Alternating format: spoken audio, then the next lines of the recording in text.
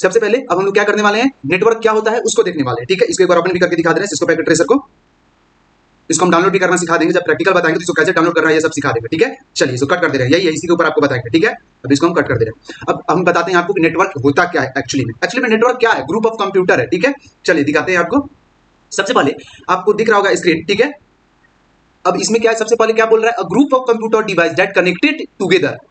एक group of computer और एक डिवाइस, डिवाइस या कंप्यूटर बोले दोनों सेम है, कोई भी डिवाइस हो सकता है, कोई मोबाइल भी हो सकता है, कोई लैपटॉप भी हो सकता है, किसी तरह कोई पीसी भी हो सकता है। तो group of computer that connected to each other with the help of cable और विदाउट केबल। कहने का मतलब क्या है, या तो केबल के हेल्प से, अदरवाइज बिना केबल के हेल्प से, मतलब सिग्नल के थ्रू। अगर कोई कंप्यूटर कनेक्ट है, अगर कोई पीसी कनेक्ट है, अगर कोई मतलब इस तरह का टेक्निकल डिवाइस जो IP address, logical IP address को कंटेन करता है, वो कनेक्ट है, उसको बोलेंगे नेटवर्किंग या नेटवर्क, ठीक है। चलिए अब हम नेक्स्ट बात करते हैं, ठीक है। जो हमारा नेक्स्ट लाइन है उसके बारे में, हमारा नेक्स्ट लाइन क्या कहता है, हमारा नेक्स्ट लाइन कहता है the purpose of the computer to connected device to establish the computer network to make better.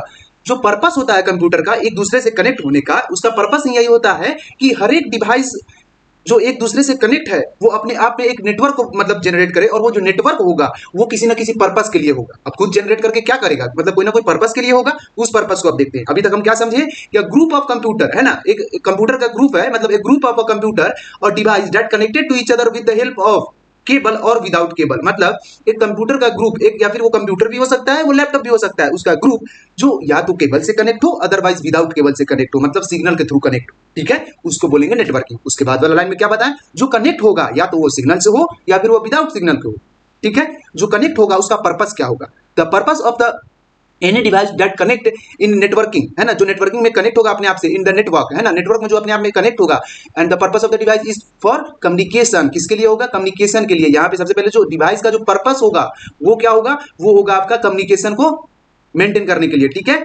Communication को बेटर बनाने के लिए सबसे पहली चीज आपको कम्युनिकेशन को बेटर बनाएगा। उसके बाद कोलैबोरेशन को, तो कम्युनिकेशन में आपका क्या क्या चीज आता है, कम्युनिकेशन में आपका इंस्टेंट मैसेज, वीडियो कॉलिंग वगैरह जो करते हैं या वीडियो कॉन्फ्रेंसिंग करते हैं, वो सब इसी में आता है। कम्युनिकेशन को बेटर बनाने के लिए हम लोग नेटवर्क का यूज करते हैं। एक दूसरे से जो कंप्यूटर कनेक्ट होता है वो किस लिए होता है, कम्युनिकेशन को बेटर बनाने के लिए। उसके बाद कोलैबोरेशन का मतलब होता है सहयोग।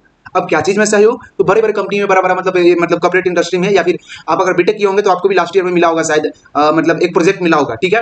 या फिर कोई भी आप बीसीए भी किए होंगे फिर भी प्रोजेक्ट मिला होगा। मतलब कंप्यूटर साइंस में हर बैचलर डिग्री में क्या करता है, लास्ट में एक प्रोजेक्ट मिलता है बनाने के लिए, ठीक है। जिसमें क्या होता है कि एक ग्रुप बना दिया जाता है बच्चा का, उसको बोला जाता है कि चलो यहाँ तुम एक प्रोजेक्ट को बनाओ, ठीक है। तो उस ग्रुप ऑफ प्रोजेक्ट को बनाने में जो हेल्प मिलता है वो नेटवर्किंग का ही होता है, ठीक है। जो नेटवर्किंग के बेसिस पे हम लोग क्या कर सकते हैं, ग्रुप मतलब एक ग्रुप क्रिएट करते हैं डिवाइस का, उससे हम लोग किसी तरह का प्रोजेक्ट बना सकते हैं। मतलब कोलैबोरेशन होता है वहां पे, एक दूसरे का सहयोग होता है प्रोजेक्ट बनाने में, ठीक है। तो वहां भी नेटवर्किंग का इस्तेमाल होता है। और कब, तो रियल टाइम में। अब रियल टाइम में क्या है, जब प्रोग्रामिंग करते हैं तो वहां पर रियल टाइम में भी काम होता है, ठीक है। तो मतलब इसको सिंपल भाषा में समझाए तो रियल टाइम में वर्क करते हैं, है ना। मतलब ये माइक्रोसॉफ्ट और या फिर गूगल, ये बड़ा बड़ा जो कंपनी होता है, ये भी क्या करता है, अपने जो प्रोजेक्ट होता है, बड़ा बड़ा प्रोजेक्ट होता है कंपनी का, वो क्रिएट करता है रियल टाइम, ठीक है। चलिए अब नेक्स्ट रिमोट एक्सेस, ठीक है। अब रिमोट एक्सेस क्या है, तो रिमोट एक्सेस की क्या करता है, access the data from remote location. किसी भी डेटा को क्या करता है, एक्सेस करने का काम करता है रिमोट लोकेशन से, ठीक है। क्या, रिमोट एक्सेस। यहां तक आयोग क्लियर हो गया होगा, नेटवर्किंग क्या होता है समझ में आ रहा होगा। अब उसके बाद जो हमारा फोर्थ नंबर वो है रिसोर्स शेयरिंग। अब ये किसके लिए बता रहे हैं, समझ में आ रहा है ना, कि इसका जो पर्पस होता है वो बता रहे हैं। कह रहा है the purpose of the computer device establish the computer network to make better communication, collaboration, remote access, resource sharing and data sharing, automation, security management, entertainment, health care, education. तो ये सब काम के लिए क्या करता है हमारा नेटवर्किंग जो है काम करता है। ये पूरे के पूरे काम को मतलब आपको प्रोवाइड करता है। इतना चीज से हम लोग नेटवर्किंग में जो यूज करते हैं, उसका जो पर्पस होता है नेटवर्किंग का, exact purpose of the network, है ना, is shown on your desktop. आपके डेस्कटॉप के ऊपर शो हो ही रहा है, ठीक है। तो रिसोर्स शेयरिंग में क्या क्या करता है, प्रिंटर को हम लोग शेयर कर सकते हैं, ठीक है। वहां पे आप देखिए कि साइबर कैफे में मतलब छोटा मोटा मतलब नेटवर्क का यूज करता है, ठीक है। मतलब बहुत सारा कनेक्शन वगैरह को यूज करता है, जैसे P2P वगैरह का यूज करता है, पेयर टू पेयर नेटवर्क का। तो वहां पे आपका प्रिंटर शेयर करता है, स्कैनर भी शेयर कर सकते हैं, स्टोरेज डिवाइस वगैरह भी शेयर कर सकते हैं रिसोर्स शेयरिंग के अंदर, ठीक है। और भी बहुत सारा चीज है। उसके साथ साथ अब डेटा शेयर भी आप कर सकते हैं, ठीक है। अब डेटा बोले तो क्या हो सकता है, डेटा कोई आपका पर्सनल प्राइवेट फाइल हो सकता है, उसको आप शेयर कर सकते हैं, ठीक है। यहाँ पे फाइल शेयरिंग करते हैं, डेटा शेयरिंग करते हैं। वही डेटा का मतलब वही आपका कोई भी तरह का फाइल हो, MP4 हो या फिर किसी भी तरह का फाइल हो, कोई वीडियो फाइल हो या फिर कोई आपका सॉन्ग या फिर कोई म्यूजिक का फाइल हो, ठीक है, कोई भी फाइल हो सकता है। क्लाउड शेयरिंग भी कर सकते हैं, ठीक है। उसके साथ साथ ऑटोमेशन पे अब आते हैं। तो ऑटोमेशन क्या करते हैं, ये आपका हेवी ट्रैफिक हो जाता है। मतलब अगर कोई एक नेटवर्क के ऊपर, एक नेटवर्क के ऊपर बहुत सारा क्लाइंट अगर एक साथ अगर मतलब रियल टाइम में काम कर रहा है, ठीक है, तो वहां पे दिक्कत आ जाता है, ठीक है, तो वहां पे भी ये नेटवर्क काम करता है, ठीक है, ऑटोमेशन वहां पे भी काम करता है, बहुत सारे डिवाइस को कैसे कनेक्ट करना है, किसको स्विच से कनेक्ट करना है, किसको राउटर से कनेक्ट करना है, ये सब बताएंगे, लेकिन आज सिर्फ नेटवर्किंग है ना, तो ठीक है, समझ में आ रहा है। ऑटोमेशन क्या होता है? मैनेजिंग ट्रैफिक सिस्टम, इसको ट्रैफिक सिस्टम को मदद करता है मैनेज करने में, इन्वायरमेंटल कंडीशन में भी मदद करता है, ठीक है। चलिए उसके बाद सिक्योरिटी मैनेजमेंट में भी इसका बहुत बड़ा रोल होता है, किसका? तो नेटवर्किंग का। नेटवर्किंग का सबसे बड़ा रोल क्या चीज में होता है? सिक्योरिटी मैनेजमेंट में भी होता है। तो सिक्योरिटी मैनेजमेंट मतलब सिक्योरिटी मैनेजमेंट से क्या समझ में आता है कि जो भी साइबर अटैक होता है, साइबर अटैक बोले तो मतलब जो भी हैकर होता है या फिर कोई भी हैकर हो या क्रैकर हो, वो क्या करेगा कि किसी तरह कोई कंपनी पे अटैक किया, तो उस कंपनी का जो नेटवर्क होगा उसके ऊपर जब अटैक करेगा, तो उसको डिफेंड करने के लिए भी कोई ना कोई हैकर उसके बैकग्राउंड में होगा ही होगा, ठीक है। तो उसको उसमें भी सिक्योरिटी मैनेजमेंट में भी नेटवर्किंग काम करता है, ठीक है। तो सबसे पहले क्या बोल रहा है? प्रिवेंट साइबर अटैक, वही चीज है कि साइबर अटैक को रोकने का काम करेगा। उसके बाद मॉनिटरिंग नेटवर्क को मॉनिटरिंग करने में मदद करता है, ठीक है।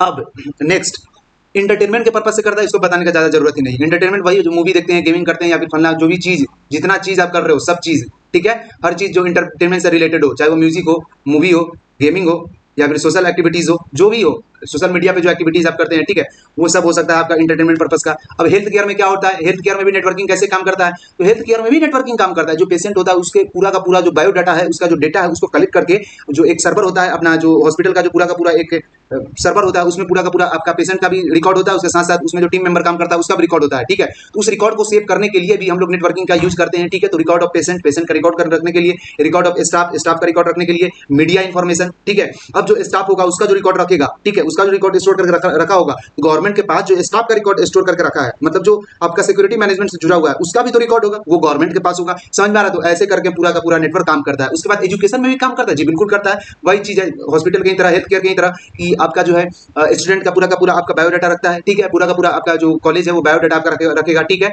तो वहां पे भी नेटवर्क काम करता है, ठीक है। ऑनलाइन कोर्स के लिए भी आप कर सकते हो, रिसर्च मटेरियल के भी कर सकते हैं। रिसर्च मटेरियल वगैरह बड़ा मतलब रिसर्चिंग होता है या फिर रिसर्च होता है, रिसर्च एंड एनालिसिस वगैरह का जो काम होता है वो पूरा का पूरा एजुकेशन में ही आता है। एजुकेशन के भी पर्पज से हम लोग यूज करते हैं। ऑनलाइन कोर्स तो एक बार और मतलब लिख दिए होंगे यहाँ पे, ठीक है, एक बार और ऑनलाइन कोर्स यहाँ पे लिख चुके हैं, ठीक है, ये डबल हो गया है, ठीक है। तो समझ में आ रहा होगा आपको, ठीक है, कि क्या होता है group of computer device that, अभी तक हम क्या समझा है? Group of computer device that connect to each other with the help of cable और विदाउट केबल, ठीक है।